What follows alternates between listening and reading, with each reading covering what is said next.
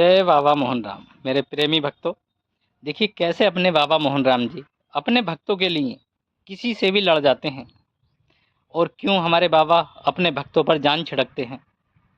इसीलिए तो मैं भैया कहता हूँ आपसे कि हमारे बाबा मोहन राम जी जो हैं, इनकी महिमा अपरंपार है और ये भक्तों के दीनानाथ है। मैं कई बार आपको बता चुका हूँ।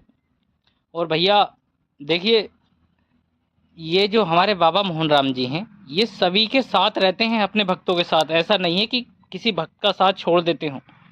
ये उसी भक्त का साथ छोड़ते हैं जो भक्त बाबा की भक्ति करते हुए भी गलत काम करना नहीं छोड़ता। हमारे बाबा उसके साथ नहीं रहते। देखिए, थोड़ा सा अपने ऊपर संयम रखें। और भैया, ये जो मांस मदिरा वगैरह होता है ना, आप इससे थोड़ा सा दूर रहें और अपने कर्मों पर थोड़ा कंट्रोल रखें भैया। अपना सही तरीके से चलते रहें ताकि बाबा मोहन राम जी के सानिध्य में आप और आपका पूरा परिवार रह सके। देखिए, ऐसे ही एक हमारे बाबा के भक्त थे।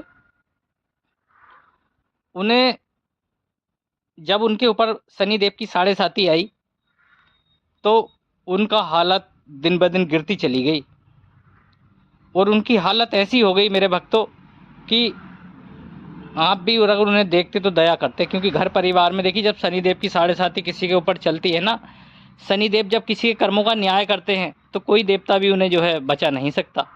क्योंकि इस कलयुग के अंदर भगवान भोलेनाथ ने और जो हमारी जो सृष्टि जब रची गई थी तो इन्हें न्याय का देवता बनाया गया था। क्योंकि जब जज कोई न्याय करता है ना तो कोई उसके न्याय में हस्तक्षेप नहीं करता। इसीलिए जब भगवान शनिदेव किसी के ऊपर अपनी साढ़े साती का प्रभाव डालते हैं तो उससे कोई भी नहीं बच पाता। मेरे भक्तों, हमारा भक्त इतना परेशान हो गया, हमारे बाबा मोहन राम जी को याद करते करते उसका दिन निकल जाता, रात निकल जाती, मगर उसके दुख कम नहीं हुए। मेरे भक्तों, जब आखिरकार भक्त ने सोचा अब मेरी मौत के अलावा अब मेरे पास कोई चारा नहीं है, उस भक्त ने बाबा मोहन राम जी से कहा मंदिर में जाकर के, हे बाबा मोहन राम जी, अब मेरे सब्र का बांध टूट चुका है, मेरे पास अब कुछ नहीं रहा। हर चीज़ से मैं बेकार हो चुका हूँ, मेरा शरीर भी रोगीला हो गया, मेरे बच्चे परेशान हैं, अब मेरा इस दुनिया में जीने का मन नहीं करता। मेरे भक्तों, जब बाबा मोहन राम जी ने अपने भक्त की ऐसी हालत देखी, उनसे रहा नहीं गया। वो शनिदेव महाराज के पास जाते हैं और उनसे क्षमा याचना करते हैं और उन्हें समझाते हैं और कहते हैं, हे शनिदेव महाराज, बेशक आप न्याय के देवता हैं, मैं ये नहीं कहता कि आप न्याय मत करो, मगर मेरे कहने से मेरे भक्त की थोड़ी सी राहत दे दो।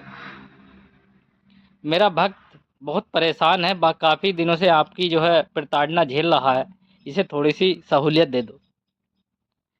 शनिदेव के मन में आ जाती है और शनिदेव ने कहा, जाओ बाबा जी, अगर आप कहते हो तो मैं आपके भक्त को थोड़ी सी राहत प्रदान कर दूंगा और ये आपसे जो इसके पास था धीरे धीरे आना शुरू हो जाएगा और ये भक्त कर्म सही रखे अपने, तो मैं मेरी बहुत जल्द इसके ऊपर से साढ़े साती हट जाएगी और ये भगवान भोलेनाथ का ओम नमः शिवाय का ये जाप करना शुरू कर दे तो मेरा प्रभाव बहुत कम हो जाएगा और जो इस पर शनि की साढ़े साती चल रही है ये भी बहुत कम हो जाएगी।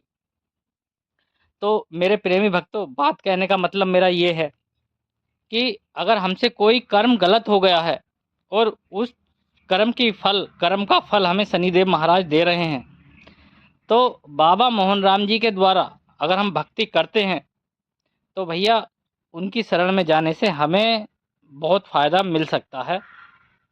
क्योंकि कर्म हमने बहुत गलत करे भी हैं। देखिए, बहुत से भक्तों से हुए भी होंगे, बहुत भक्त हमारे परेशान भी हैं।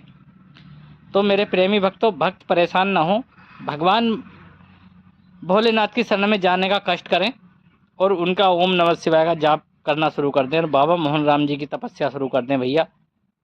तो हमारे जो कर्मों का फल है वो धीरे धीरे थोड़ा सा कम हो जाएगा। देखिए, भुगतना तो हमें पड़ेगा ही, क्योंकि हम कर बैठे वो कर्म अनजाने में करा हो या जानबूझकर हो तो गया। तो भैया बचना है ना, तो हमें बाबा मोहन राम जी की शरण में जाना पड़ेगा ज़रूर। मेरे प्रेमी भक्तों, ज़रूर। मैं ये नहीं चाहता कि हमारे बाबा मोहन राम जी के भक्त परेशान रहें मेरे भैया। जय बाबा मोहन राम जी।